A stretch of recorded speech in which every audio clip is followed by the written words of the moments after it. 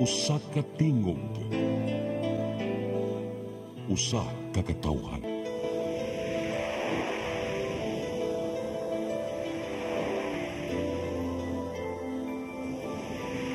Cebu Catholic Television Network.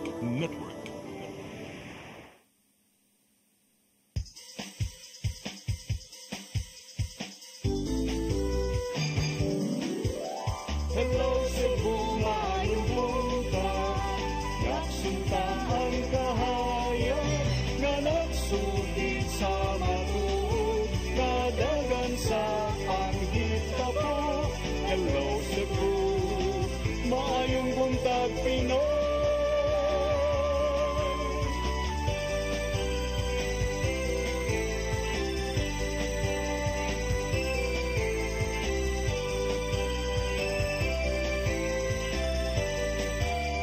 Ang katutulungan sa mga katahan. Hello Cebu, hello Cebu, maayong buntag Pinoy, maayong buntag Pinoy, maayong buntag Pinoy. Hello Cebu, may buntag Pinoy. Adlaw karong Biyernes, it's the first Friday of the month, pitsisay sa buwan sa Septembre 2024. Sangan sa akong partner nga si Attorney John Destacamento. Ako yung alagad sa kahanginan Malu Inocando Tabar. Uban ko ang sa alas 9 karong buntagas itong programang Hello Cebu, maayong buntag Pinoy. Ato dayong ipadangat ang ato ang latest weather update. Gikan sa Pag-asa Mactanan ni atong weather forecaster, maayong buntag. Maayong buntag og sa atong mga tigpaminaw, kini ang pinaka-latest nga weather update karong orasa sa adlawng Biyernes, ikasay sa Septembre tuig 2024. Ang trough sa Super Typhoon Yagi o si Bagyong Enteng padayon nga nakaapekto sa extreme northern Luzon. Gawas niya na, padayon po nga nakaapekto ang hanging habagat sa nahibiling bahin sa Luzon. Para sa kahimtang sa atong panahon karong adlaw og diri sa tibuok Visayas, lakip na ang probinsya sa Sugbo kasi natita sa medyo mapanganuron ngadto sa madag-umo na kalangitan, ubanan sa patak-patak na pag-uwan panugdog og kilat tungod sa localized thunderstorms. Maong magpadayon gihapon tang mahimantayon sa mga weather updates na gina-issue. Para sa kahimtang sa atong hangin ug kadagatan, makasinati ta og hinay ngadto sa kasarangan nga hangin nga nagagikan sa bagatang kasadpan, diin ang atong kadagatan adunay hinay ngadto sa kasarangan nga pagbalod. Dinhi sa Cebu ang dagat motaog unyang alas 12:33 ug muhunas unya alas 6:40 sa hapon. Para sa mga mosunod nga adlaw, labihan na karong weekend, posible nga naay maporma nga LPA sa Northern Philippine Sea, pero wala pa nato nakita nga mahimo kining usa ka bagyo. By Monday, posible nga ma-enhance gamay ang habagat once nga maporma gyud ang LPA nga atong ginabantayan karon nga cloud clusters. Para sa atong haring adlaw, musaop unyang alas 5:50 sa hapon og musilang ugma alas 5:34 sa buntag. Atong Philippine Standard Time karon alas 8:02 sa buntag. Og kana ang pinaka-latest nga weather update gikan dinhi sa Pag-asa Mactan, kini si Lauren Laurente. Daghang salamat og mayong buntag. Daghang salamat Ms. Lauren Lorente, may buntag yung tanan din sa Pag-asa Mactan. Karon arita sa ato ang front pages sa mga pamantalaang lokal ug nasyonal atong sugdan sa Sunstar Daily. Sa Sunstar Daily, PAOK orders freeze assets. Sa super balita sa Sunstar, hepe gi-relieve tungod sa Pogo. Sa The Freeman, Anti-Money Laundering Council told freeze Pogo assets. Sa Banat News, sa The Freeman, hepe relibuhan tungod sa operasyon sa Pogo. Sa Philippine Daily Inquirer, Guo seeks government help against death threats. Sa Philippine Star, Guo in Philippine custody faces laundering and trafficking raps. Sa Manila Bulletin, inflation declines to 3.3% in August. Ug sa Tempo, PAOK says no prisoner swap request for Guo. Mao gatong front pages sa mga pamantalaang lokal ug nasyonal. Sa among pagbalik, amoy padangat kaninyong mga balita nga nahipo sa itong kaubanan sa CCTN News and Public Affairs team. Please stand by. Hello Cebu, Hello Cebu, maayong buntag Pinoy. Maayong buntag Pinoy. Maayong buntag Pinoy. Discover the beauty of the Philippines.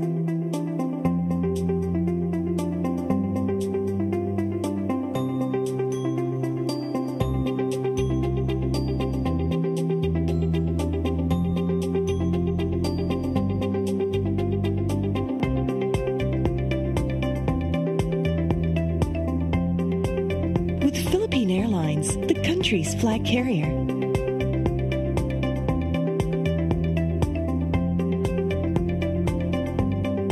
The airline that lets you feel the warmth of the nation.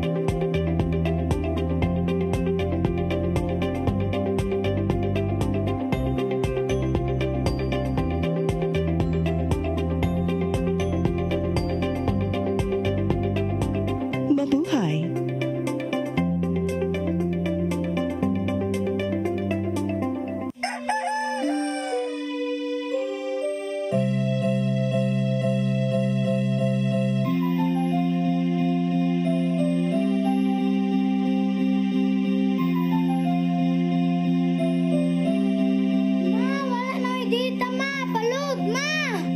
Sorry ma'am, na late ko. Nangita pa mong gupog para internet sa kong anak ma'am. Ay, wala na yung problema. Pag Sinisibu. Sinisibu, Sinisibu, For your internet connection, and for the signal of your cable TV. so fast and straight that transmission to your home. Sinisibu. Sinisibu, Sinisibu, Offers you to have fiber optics. for your viewing experience, perfect and clear so far. So great and affordable for you to enjoy. Sinisibu Television Network Incorporated offers fiber to the home broadband internet bundled with fiber to the home cable TV connection. Sinisibu Television Network Incorporated with its operation in Metro Cebu and the whole province of Cebu soon. And affordable for you to enjoy.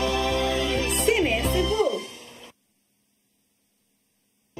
Come October 4, 5, and 6, another gathering will be held in Cebu City, the first National Charis Conference, which is open to all charismatic communities, realities, and expressions.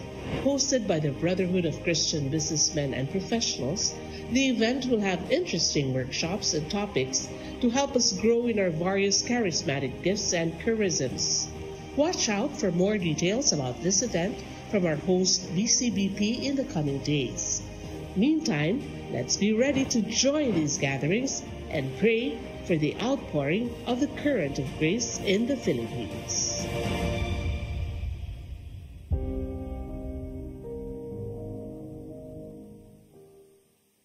Hello Cebu,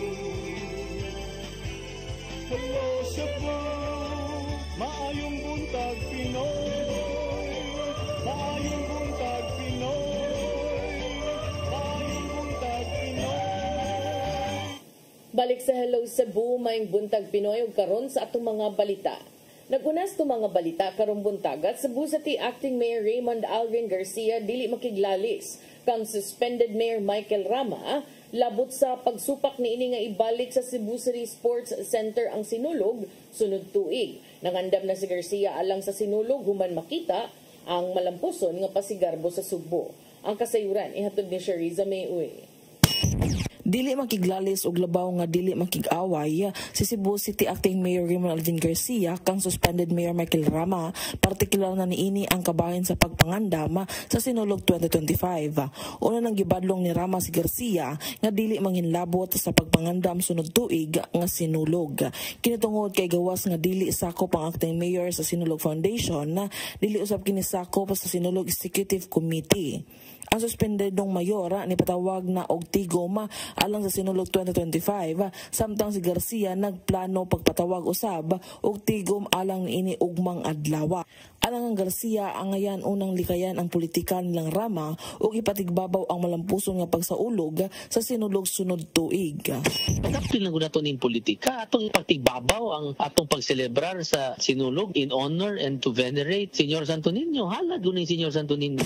Gani andam na makigtinabangay si Garcia kang Rama agig pagpangandam sa sinulog 2025 hinungdan nga pasugdanan niya ang pagpangandam sa kalihukan na sunod semana. Nagkasumpakin hinungdaan ang baruganan sa duha ka lider sa syudad labot sa venue sa 2025 tungod kay gusto ni Rama nga kini adto lang gihapon ipaygayon sa South Road Properties kon SRP samtang si Garcia gusto kining ibalik sa Cebu City Sports Center kon CCSC. I can work together with Mike Rama man. Uy, ano mag-away man ta? Work na lang me together. Hindi ko problema niya. Ikaayuhan naman ni sinulog atong gana. Sherry Zamay-Uy, CCTN News. Sa laing bahin, Mandaue Acting Mayor Glenn Bercede midepensa sa pag-loan sa syudad og 3 bilyones pesos alang sa government center. Nagtuo si Bercede nga posibleng pamulitika ang kalit nga pagtumaw sa Save Mandaue Coalition nga supak sa maong loan. Ang kasayuran ihatod ni Mary Rose Sagarino. Gidepensahan ni Acting Mayor Glenn Bercede ang plano sa syudad sa pag-loan og 3 bilyones pesos alang sa pagpundo sa government center. Matod ni Bercede nga kinahanglan na og bago og dakong City Hall sa Mandaue aron mahiusa ang mga buhatan og ahensya sa gobyerno. Matod ni Bercede nga wala ray problema sa pagbayad sa loan tungod kay aduna man usab mga pasilidad nga paabangan diin makakwarta ang Mandaue sama sa convention center og commercial establishments. Usaron sa target ba nato man kanang one-stop shop ba kanang atong sa government center. Pero ang tanan di trabaho gyapon nato na flooding kani sa dinggi nato o sa health mo man na pasagdi na ang gyapon mo isa ang budget gibutang dia na may budget na to daan na sa health di ba. Matod ni Bercede nga kung public-private partnership ang ipatuman dili makabuot ang syudad kay ang private sector man ang magpatukod. Sa bag-uhay lang ang Save Mandaue Coalition ni padayag sa ilang pagsupak sa pag-loan sa syudad o gisuhestyon sa PPP aron kuno walay magasto ang Mandaue. Matod ni Bercede nga andam siya makiistorya sa mga miyembro sa grupo aron sa pagdungog sa ilang concern ug aron usab sila mapasabot nganong loan ang gipili sa Mandaue. Panalitag ang nga gyud isip ang Mandaue magtinabangay mi mga resila or mo invite basla nako didto ug namo di mga councilors nga isip na to Mandaue ug unsay ang isip na to sa Mandaue dili kay magbutbuot sila sa Mandaue nya magpa-please code mo invite ta di ba di one thing nga progress ang usa ka city, mulambo ang usa ka city, di ba? Magtinabangay ta. Gusto sa koalisyon nga PPP ang ibatuman tungod na balaka sila sa posibleng financial impact sa utang. Matod nila nga daghan pang mga problema sa syudad nga angayang tutukan sama sa pagpalambo sa panlawas, pagsulbad sa problema sa baha, pagtabang sa mga biktima sa sunog ug pagtubag sa COA red flags. Matod ni Bercede nga adunay gigahin nga budget alang sa mga pagserbisyo. Matod pa ni Bercede nga posibleng politika ang hinungdan sa kalit nga pagtunga sa koalisyon. Ako, yes, politically, yun kay asa na magbuot-buot yung mga tawahan na kay mga kaabigo naman sa nako katong ninyong gikuan gapon interview amigo na ko to di lang ako panganak pag panganlan ako bingo suod laday nako suod ko nako. Si Konsehal Marie Imalin Cortez Zafra ang chairperson sa Committee on Budget and Finance nagkanayor nga matag serbisyo ang gihatagan og importansya sa syudad. The budget of the city and any other LGU dili man na unlimited, so we have to balance it out to all the other services. So kanang moingon ta tanan services priority sa city. So gitagaan na nato og certain budget gyud. So atong gibalance kay tungod dili taganahan nga naay mabiyaan nga services. Mary Rose Sagarino, CCTN News. Sa dugang balita, kagamahanan sa lalawigan sa Bohol, muumol og task force nga mubantay sa Virgin Island. Kini human natandog ang coral reefs ilam sa dagat ug aron dili masubli ang ilang pagkasuspenso kaniadto. Ang kasayuran ihatod ni Gian Navarro.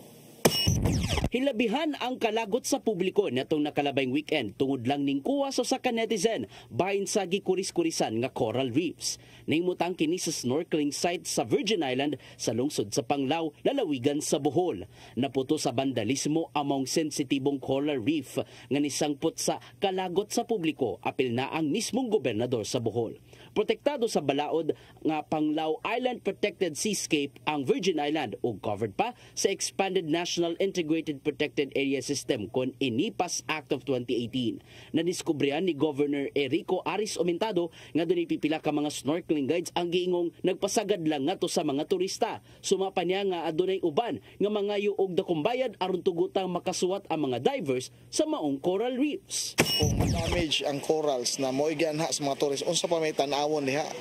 Kaya kung dunggan na kani mga tourist, kani mga snorkeling guides, mao ko na po mag-encourage sa mga turista na kung ilang isulat ang nga nila sa maong corals na additional bayad. Nakasamtangan sirado among diving site sa Virgin Island subay sa nagpadayong investigasyon.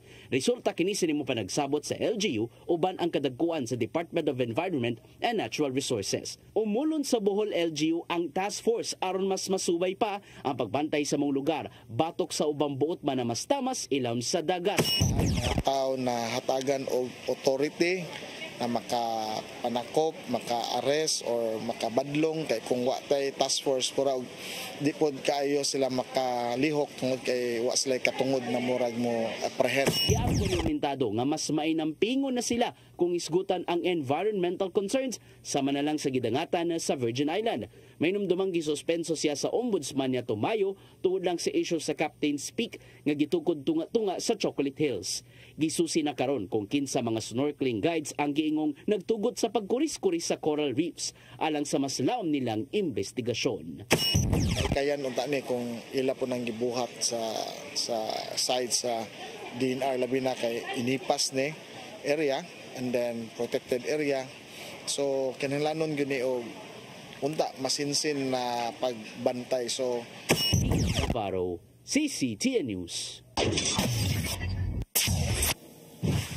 Sa laing bahin hepe sa Carbon Police Station nga si Police Major Philip John Libres gihulipan sa katungdanan. May puli kaniya ang kanhi hepe sa Liloan Police Station nga si Police Major Eric Hingoyon. Ang kasayuran ihatod ni Arnold Bustamante. Bago na ang hepe sa Carbon Police Station naman hulipi sa katungdanan si Police Major Philip John Libres din ang mihilig kaniya ang kanhi hepe sa Liloan Police Station nga si Police Major Eric Hingoyon.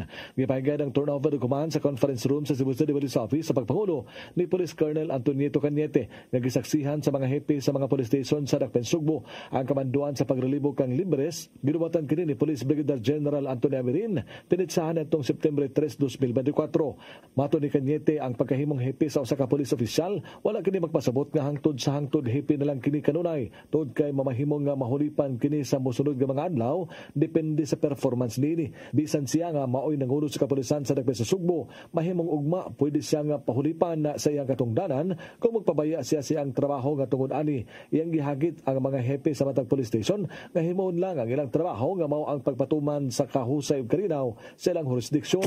Every minute that I had been performing my duty as acting city director, proud ako. Kinokonsume ko yan. Ginagawa ko ng maayos. Because for me, baka hindi na ako city director kinabukasan din. No? Just like you, in the lower level, okay masyadong kampante din. Because kung kami tinitingnan sa taas, I also trying to evaluate your respective performance. Maring there will be reshuffling after this, no? Especially pag makita ko lapses o kunting problema and yung lack of dedication to perform your duties and responsibilities and also to give chance others naman na gusto. Nagkadaig sa Cañete kang Libres nga human sa natamong pagpanuli sa duha ka mga jewelry store sa Daan Calderon, Barangay Ermita niadto miaging buwan ug nasayo na siya nga hulipan siya sa katungdanan apan wala siya magpa-apekto nini ug padayon kini sa iyang trabaho nga mao ang pagpangita sa mga responsable. Wala maluya si Libres gani nakuha nila ang sakinan nga gigamit sa pag-ikya sa mga tulisan ug nadakpan ang mga kaubanan niini nga mga local boys nga gipasakaan og kaso sa korte. Without something outgoing, I really appreciate your efforts, no? Bisan alam niya na i-relieve na siya. Still, ginagawa ko rin yung trabaho. Hindi nagbabago. Palakpakan natin. Kasi may policy tayo, no? Hindi siya nagbabago. At alam niya i-relieve siya, wala nang kasiguruhan kung saan siya pupunta, hindi nagbabago ang momentum niya. Still, he did it very well. Binigay niyang best niya. Pagtawag ko, pag-instruct ko, ginagawa agad, which lead to the solution of our problem. Yun lang, meron tayong sinasabi kasi prevention is better than solution. Iblis kasamtangan nga idestino sa Regional Personnel Holding Admin Unit sa Police Regional Office 7 ug nagpaabot kung asa ang sunod niya nga assignment. Nimando ang CCPO sa bagong hepe sa Carbon Police Station 5 nga si Major Hinguyon nga hatagan gyud og prioridad ang deployment, i-maximize ang resources aron masiguro nga mahatagan gyud ang tukmang seguridad. Arnold Bustamante, CCTV. Sa atong katapusang balita, National Bureau of Investigation 7 may pahigayon og search warrant operation sa Pogo facility sa Dakbayan sa Lapu-Lapu. Na-recover nilang gatusan ka mga gadgets gikan sa giingong working area sa managlahing scam. Ang kasayuran ihatod ni Gian Navarro. Nagpaigayon og search warrant operation ang National Bureau of Investigation karong hapon sa Philippine Offshore Gaming Operation Hub diha sa Barangay Agus, Dakbayan sa Lapu-Lapu.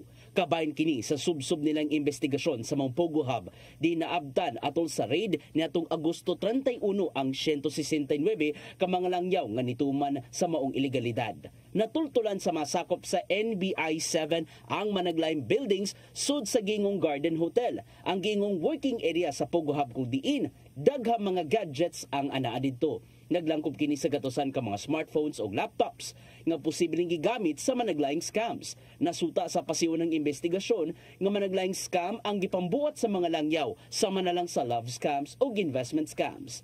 Gipaubos na sa inventory ang mga nasakmit nga gadgets o uban pa mga gamit subay sa nagpadayon nilang investigasyon.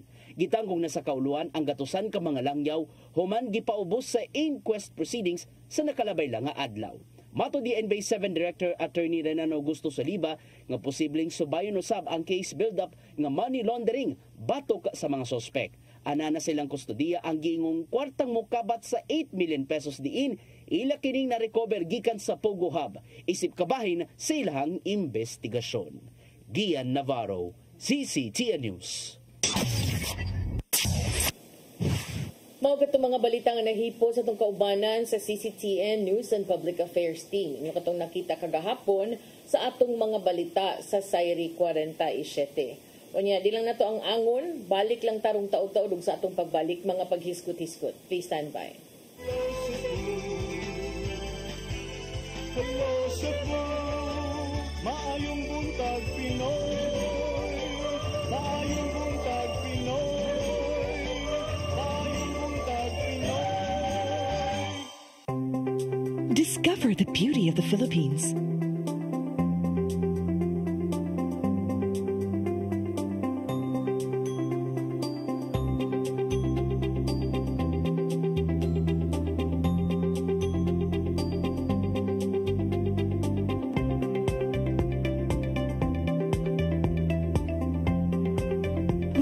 Airlines, the country's flag carrier.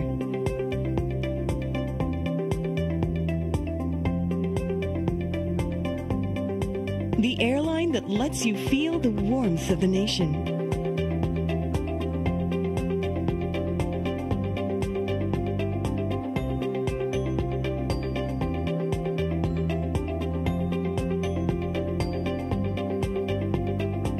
Mabuhay.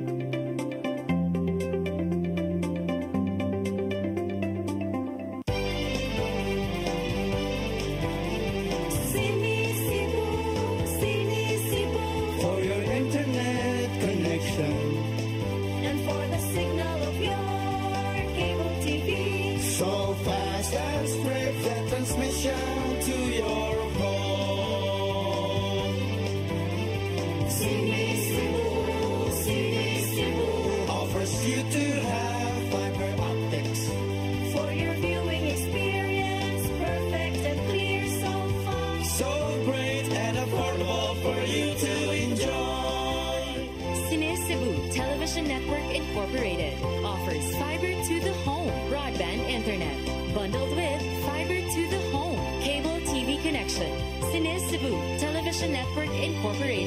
its operation in Metro Cebu and the whole province of Cebu soon.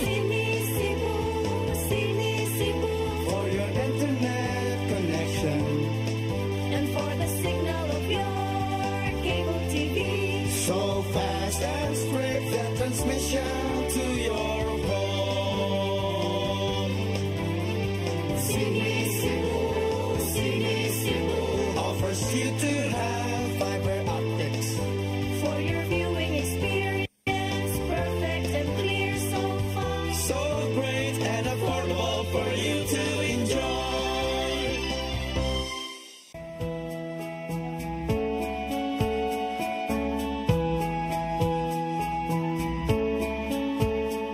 You're giving your all in His glory, touching each heart and soul by spreading His words and wonderful deeds that send forth His kingdom. It's love that you feel, that you care for all who have gone astray.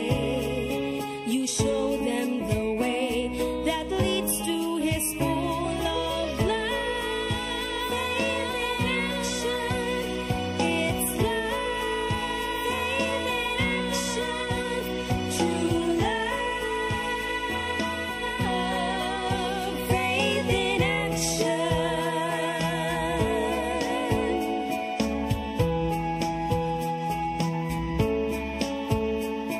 We're one in one hope, inspiration through God's amazing grace. His power and love and pureness of heart show to us His wisdom. It's love that you feel, that you care for all who have gone astray. You show them the way that leads to His full of love and action. It's love and action, true love, faith in action.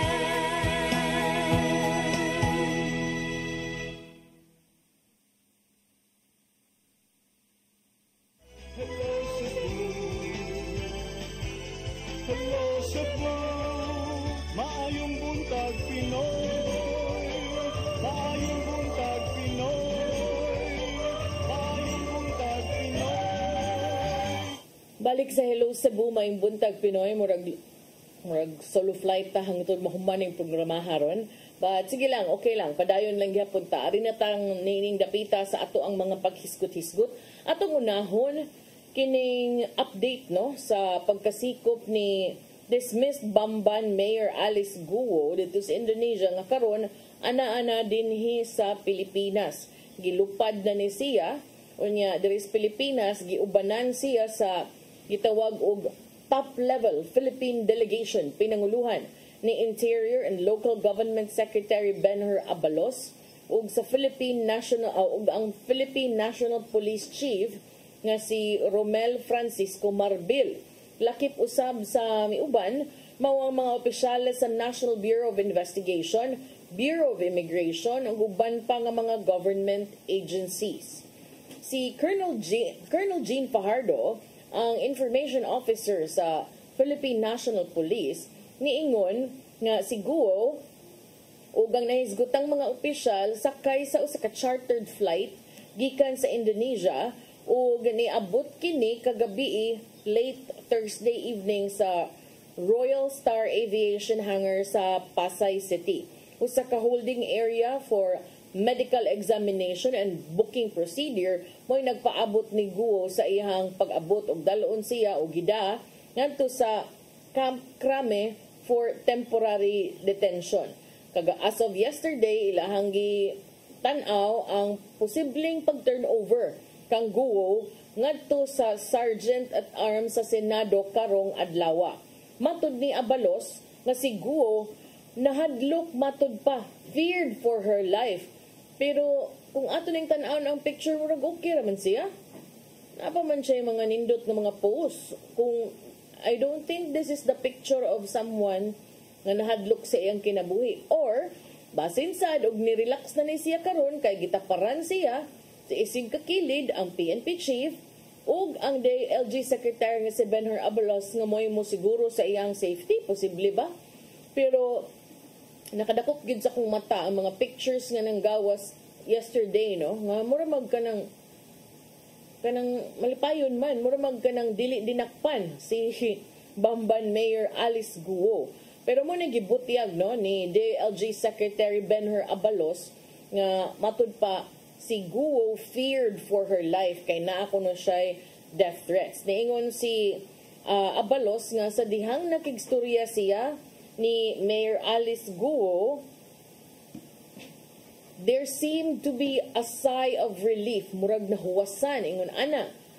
Nga iyahang nahinumduman matud pa ang mga kalisdanan, nga iyahang nasinati sa iyahang pagtago-tago. So matud ni Abalos nga it was relief that it's finally over.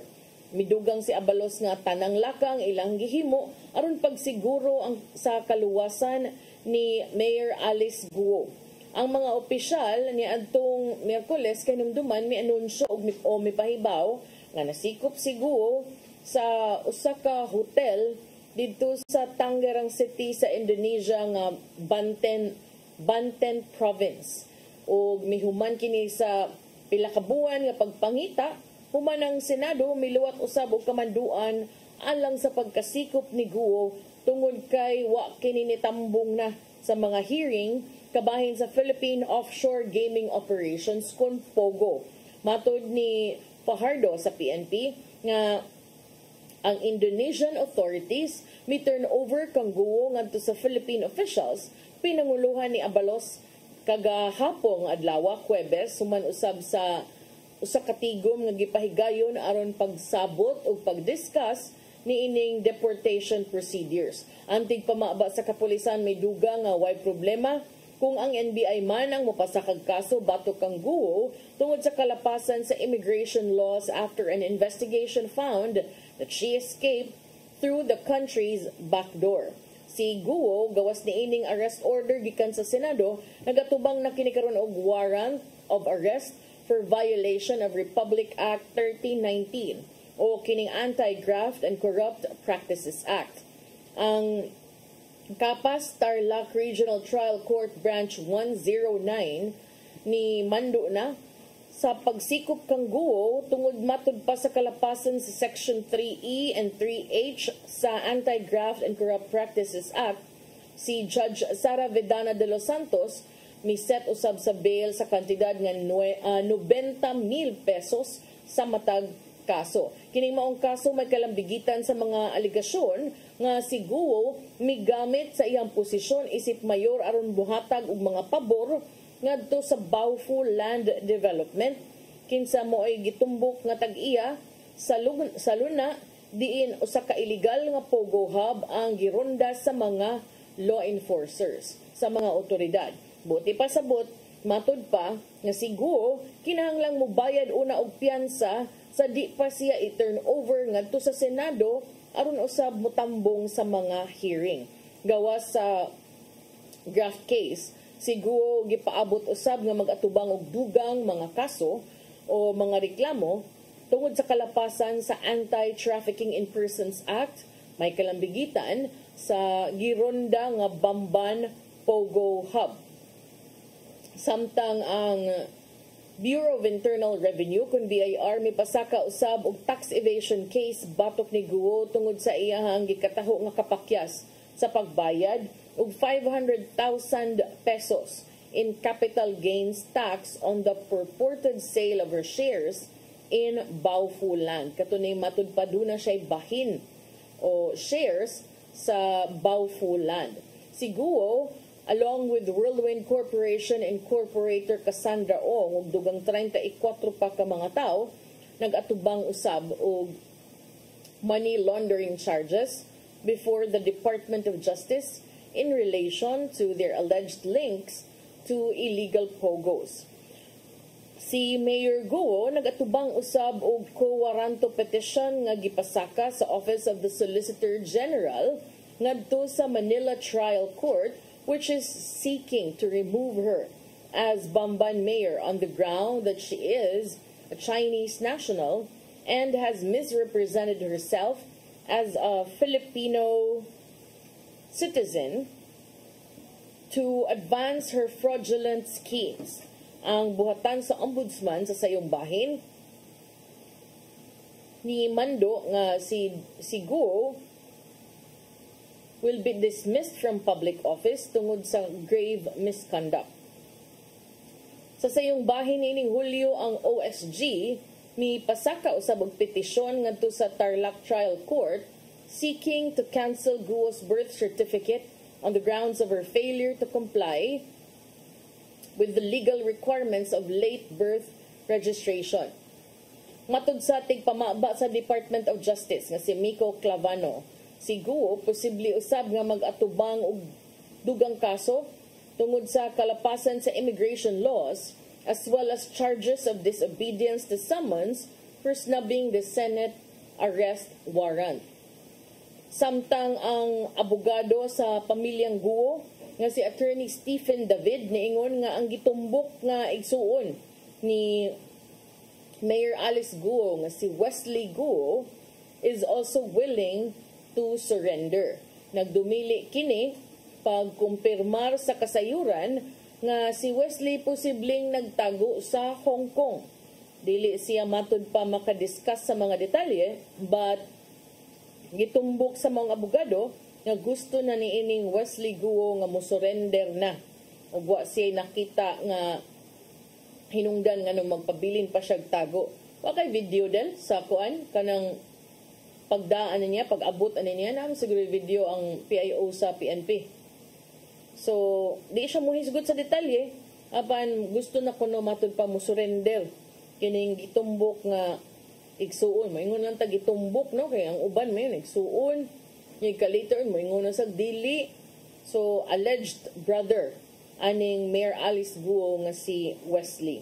He doesn't see the essence of hiding anymore, according to Attorney David.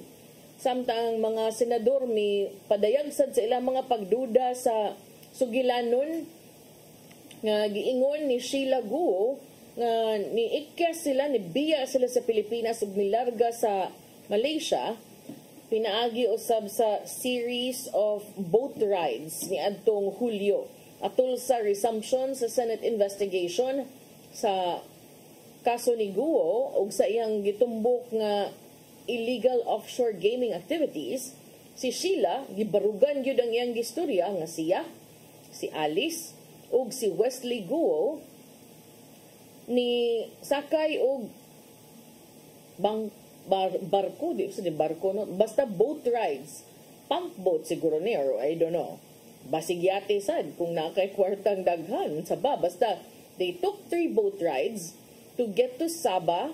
And from Sabah, Sheila said, ni sakay na din sila aeroplano. They took 2 more airplane rides from Kuala Lumpur to Singapore and then to Indonesia, where they went into hiding before they were arrested by the authorities.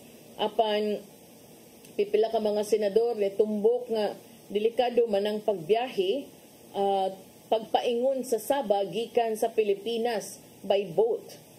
Kay ang sea waters o kanang kadagatan panahon sa kanang buwan sa Hulyo, grabe na ka bawuron. Too rough to allow a safe journey. So si Senator Risa Ontiveros niingon nga dili katuhuan maglisod tagtuo nga inyong i-expose ang inyong kaugalingon to a dangerous journey during monsoon season when the sea is rough. Matod ni Hontiveros, doon na siya credible information. Nga matod pa, ang Sabah stamp ni Sheila nga naa sa iyang passport, peke. It is more believable, matod pa, that the 3 boarded a private plane to escape to Malaysia, matod ni Senator JV Ejercito. Niingon siya nga, I had doubts on Sheila's narration that they used small boats to Sabah with choppy waters during the monsoon season. Si Attorney Jerome Bomediano, ang hepe sa National Bureau of Investigation Organized and Transnational Crime Division Chief, mitumbok og mibutyag ngadto sa mga senador kabahin aning inisyal nga kasayuran nga ilang nakuha nga ang tulo ni ikyas o mibiya sa Pilipinas through the southern backdoor. Sa diyang gipangutana kung kinsa pud ang ilang mga kakonsabo, matud ni Sheila wa siya kaila kung kinsay ni tabang nila pag-ikyas ug iyang gihimakak nga sila ni sakay og private plane. Si Hontiveros, medyo napiti sab ni Hontiveros ang Bureau of Immigration tungod sa ilang kapakyas matud pa nga makabiya ang mga guwo, tungod sa ilang kapakyas matud pa nga mapugnan ang pagbiya sa mga guwo gikan sa nasod ug sa pinaagis mga pantalan aron maabot ngadto sa Malaysia. Napiti sab ni sa presidente ang Bureau of Immigration for keeping him in the dark about the guwo's escape. Si BI o Bureau of Immigration Intelligence Chief Fortunato Manahan Jr. ni angkon nga ang bureau may have been compromised which allowed the guwos to escape. Si Sual Pangasinan Mayor Liseldo Calugay na angin sab nining maong kontrobersiya kabahin ni Mayor Guo tungod kay matud pa ang iyang pangan na apilog pagka-mention sa Senate investigation kabahin sa gitumbok nga illegal offshore activities ni Mayor Guo. Si Sheila Guo ni angkon nga si Alice mo'y nagpaila-ila kaniya ngadto sa mayor sa Pangasinan sa usa ka restaurant sa Dagupan sa wapay pandemic. Apan himakak ni Sheila o ang gitumbok kapag panag-iya sa usa ka Alicel Aqua Farm sa Bakiwen, Sual, bisan pa man og dunay business certificate ubos ang pangan nga gipakita ato sa hearing ni Senator Ontiveros. Si Senator Sherwin Gatchalian mitumbok usab nga ang pangan Alicel, usa ka conjugation o combination sa pangan ni Mayor Guo ug ni Calugay. Ato sa mong hearing ni adtong Mayo kahinumduman si Senator Jinggoy Estrada mi pasumbingay nga matud pa si Mayor Guo dunay romantic relationship with a certain Pangasinan mayor nga nag-operate sad matud pa sa iyang kaugalingong pugo. Gihimakak kining Mayor Guo ug miingon nga siya dalaga. She is single. Si Calugay giimbitar usab sa maong hearing apan nagpada kini og suwat ug miingon dili siya maka-attend kay gidengge kuno siya. So kini si Calugay, kung basihan nimo ang pamahayag ni Senator Jinggoy o niya og ang pagtumbok ni Senator Sherwin Gatchalian, Mayor Alice is Alice Guo. Ang mayor sa Pangasinan, Liseldo Calugay. So kung imo siyang i-combine murag hashtag priyanang bang kanang Alden o Gayadab, hashtag Aldab. Catherine o Daniel Kathnil. Agkoy giingon ana man sad ni Senador Sherwin Gatchalian. Oy, niingon man siya, kaning Alicel kay kuan man sad ni sa inyong mga pangan, Alice ug ang pangan sa mayor sa Pangasinan, Alice ug Liseldo. So ang pangan Alicel Aqua Farm. Basig sulagma lang sad ni pero makaingon sa tag posible sa kaayo pero gihimakak man nila. Tay may imo na. Daga man kuno siya. So, onya pag-imbitar ni nga masas Mayor Calugay nga de siya kaadto nga gidinggi siya paunsam na ninyo. So sa pagkakaron gitumbok nga wa pagyoy mass displacement among pogos bisan pa man sa presidential directive to ban their operations matud ni Labor Secretary Bienvenido Laguesma. Si Laguesma mitumbok nga ang Department of Labor and Employment is closely monitoring reports of displacement, particularly sa National Capital Region, where most internet gaming licensees are operating. So far, matod ni Laguesma nga ang DOLE naka-profile nagkapin 20,000 ka Pogo workers, most of which are employed in the administrative, finance, and human resource departments as encoders. Unya, subay usab ni ining maong balita, doon na yung mga development sa ubang bahin, no? Doon na sa mga pamahayag ang PAOK o Presidential Anti-Organized Crime nga matud paggawas sa managsuong guo, dunay gitumbok nila nga mga top executives sa Pogos nga matud pa nangikyas na ug mibiya na sa Pilipinas kini magibutyag sa Presidential Anti-Organized Crime Commission kun PAOK. Si PAOK Undersecretary Gilbert Cruz miingon nga ilahang gimonitor ang mga manager, top-level Pogo executives nga wa kunay record sa pagbiya gamit ang mga airport dinhi sa atuang nasod. Apan matud pa are reportedly already out of the country. Doon na tayo daghang pantalan, legal o illegal, tibuok Pilipinas. We cannot account for some of the private ports built by people who have resources. Pero ako ba, personally, di gyud sad ta makaingon nga kanang way basihan ang pagtuo sa uban nga nilupad ni sila using private plane, because as I said yesterday, even before, if you have a lot of money, you can do a lot. And kung ingon ani magani, I'm pretty sure nga naasad ni sila yung escape plans. Oy, kung kanabang pananglitan tanaw nimo na kompromiso na nitong operasyon, ready sila anak nga plano, di ta mahibong anak kanabang kung sa salida pa anang mga spy naasad sila extraction plans. So kung tinuod man gani nga they are supported, and this is an operation nga dili lamang limited to the Philippines, o di na ta mahibong kung doon na sa ilaing nasod nga mutabang ani nila or mutago sa ilahang mga movements aron pagsiguro nga makagawas sila sa Pilipinas. So moingon tag kaning mga unregistered ports, ang uban ni ini matud pag set up by local politicians are a problem matud ni Cruz. Pero dugay naman eh. Yeah, what have you been doing about this?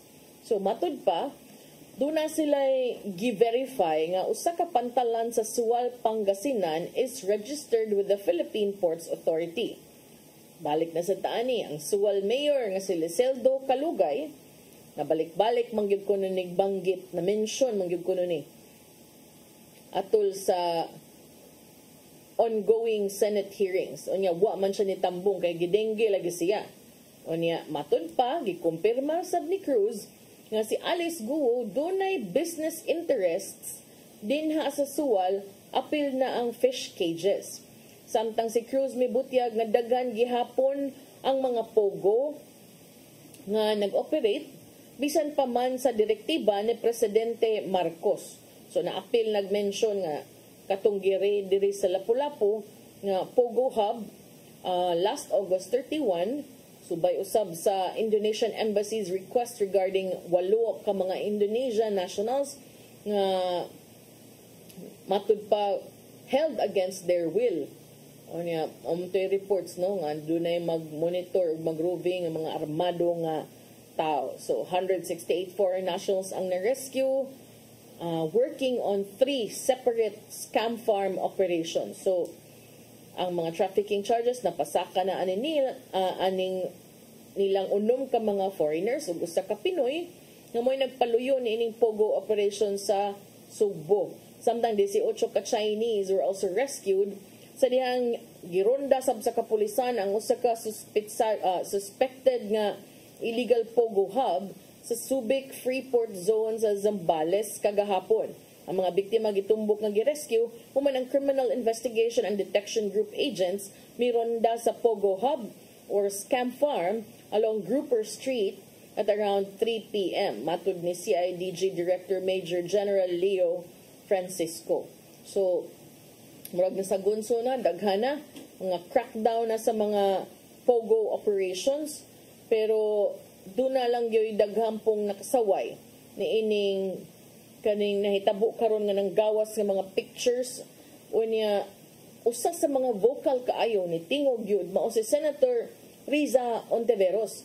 Kay ngano kunong lami kay mga posting ang atong mga government officials uban ni Mayor Alice Guo, ang uban gid adto katong usang nakit-an nga daghan kay nahibong tinuod ni kani og katong usa pa gyud nga katubang picture nga sa NBI ba nga sa sakyanan sila del asa gay to del mer gisendan man kani ba yan ang mga tao ngiga mura man lag padung maligog dagat or padung mag-excursion.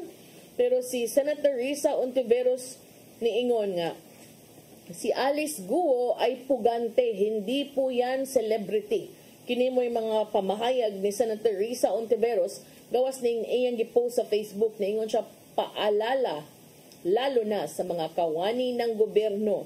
Si Alice Guo ay pugante, may kasong human trafficking.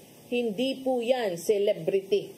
Kini mo yung mga nga gibuhian ni Senator Riza Ontiveros aron ipadayag ang iyang disapproval ni ining mga hulagway nga nag-viral kauban sa mga opisyal sa gobyerno nga kung makapost uban ni Mayor Alice Guo mura mag nakig-picture og unsa man ni kanang Blackpink in your area ni or unsa man ni kanang K-drama nga artista kay murag lami kay mga posting ko no.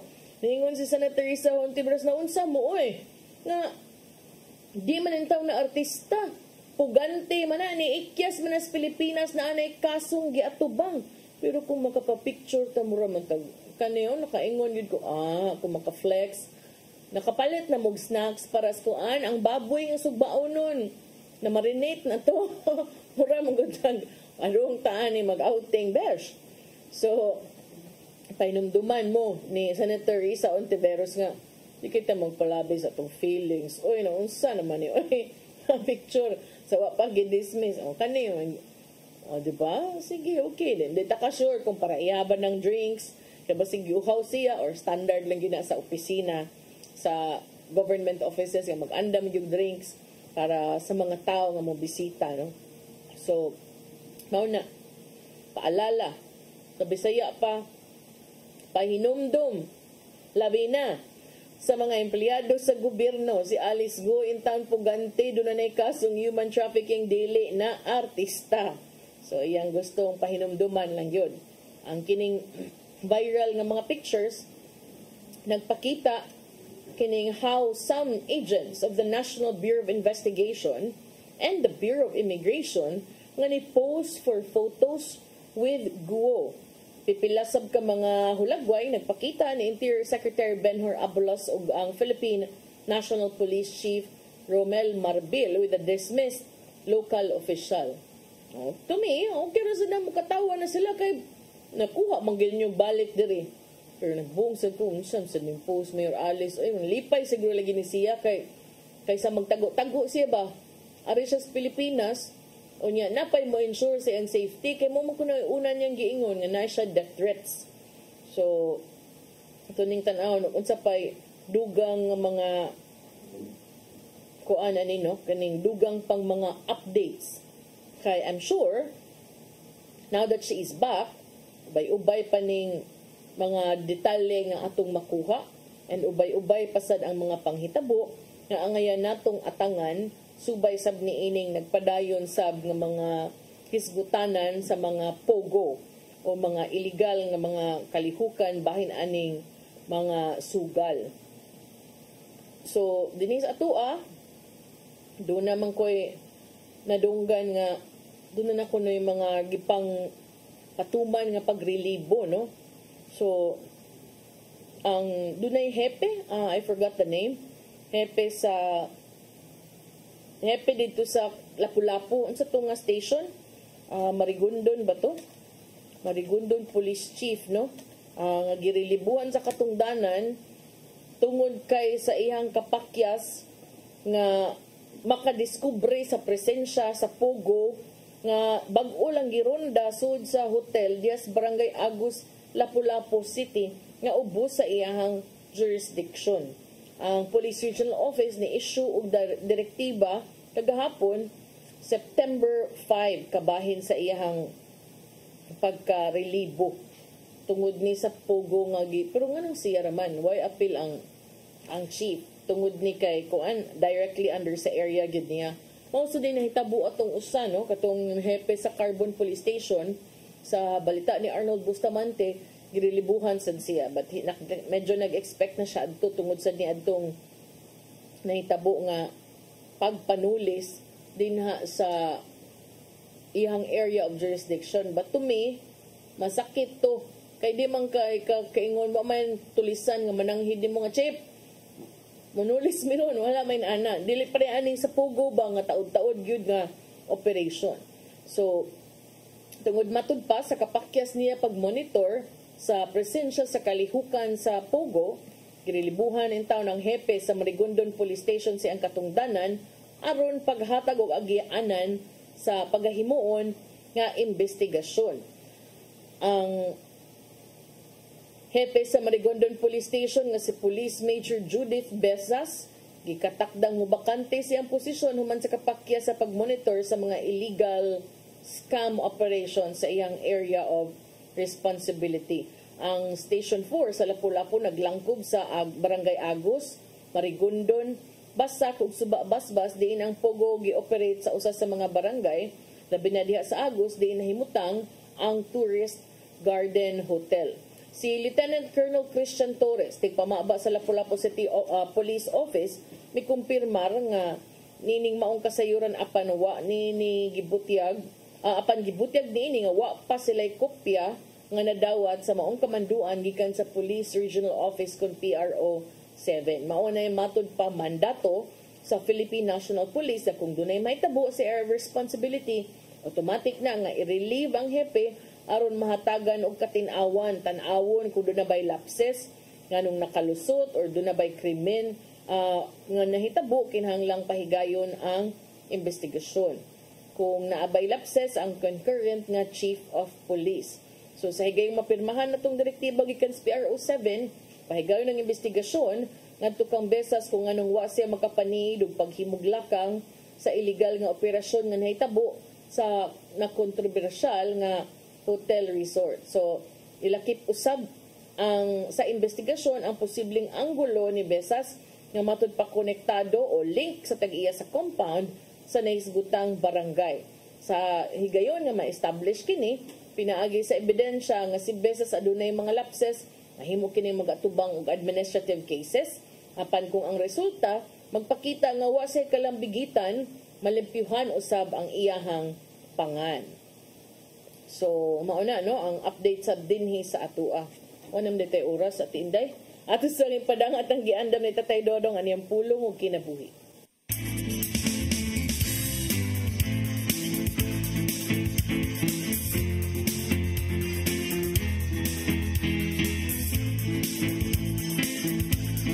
Ang pulong mo, ang diwag sa garanggo. Ang kasaysayan sa Simbahang Katoliko na puno sa daghang sugilanon sa kinabuhi sa mga santos nga gisip ng mga martir.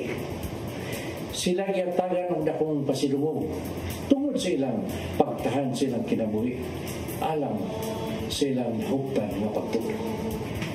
Ang usa ka binuhat nga andam mohatag sa kinabuhi tungod sa iyang pagtuo gisip mo sa kamartir. Si San Esteban mo ang gisip ng unang Christian martir. Sa mga buhat 7:59 nato sa 60 atong nabasa ang iyang sugilanon.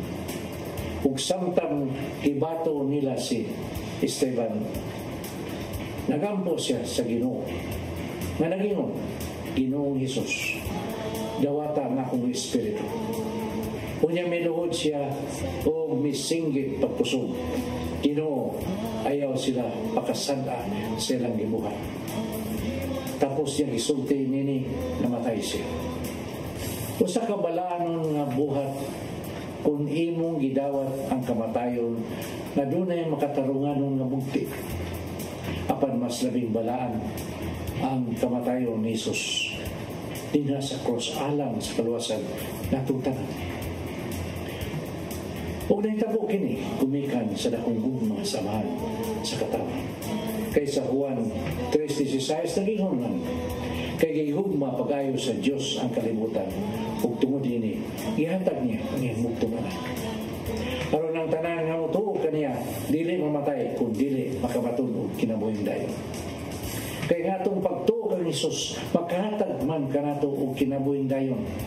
Nahan dili angay kahadlukan ang kamatayon dinhi sa kalibutan. Maigsoon mao kini ang pulong nga naghatag og giya sa atong kinabuhi. Mag-ampo kita. Langit mamahan, pagkabalaanon sa imong nahimong alang kanamo. Bisan sa among pagkamakasasala, giluwas mo kami. Wailaing magkahimo nini maong dalaybon nga buhat, gawas kanimo lamang. Busa, Ginoong Hesus, kami pasalamaton kayo kanimo, kay ang imong kamatayon mo'y naghatag kanamong kagawasan. Amen. Sama-sama sa Espiritu Santo. Ang pulong mo, ang liwag sa daman ko. Pulong ang kinabuhi ni Tatay Dodong Limchua mo ay nagtapos sa atong tulumanon. Dagang salamat sa Philippine Airlines. Thank you very much, Archbishop Jose Palma. Nanaydayan ng Tatay Dodong Limchua, thank you, Sir Dennis Tabar, salamat. At mga kaubanan sa TOC, Sir Robert, Miss Inday, Sir Matmat, Miss Joanne sa newsroom, Sir Michael, Sir Del, Sir Raymond, Sir Bruce, ug sa studio, si Ferdy. Sangan sa kong partner nga si Attorney John Destacamento. Ako yung alagad sa kahanginan Malu Inocando Tabar. Salamat sa iyong papakig-uban sa tibuok semana sa Hello Cebu Maayong Buntag Pinoy. Have a great weekend ug magkita ta ninyo next week sa atong programang Hello Cebu Maayong Buntag Pinoy. God bless us all.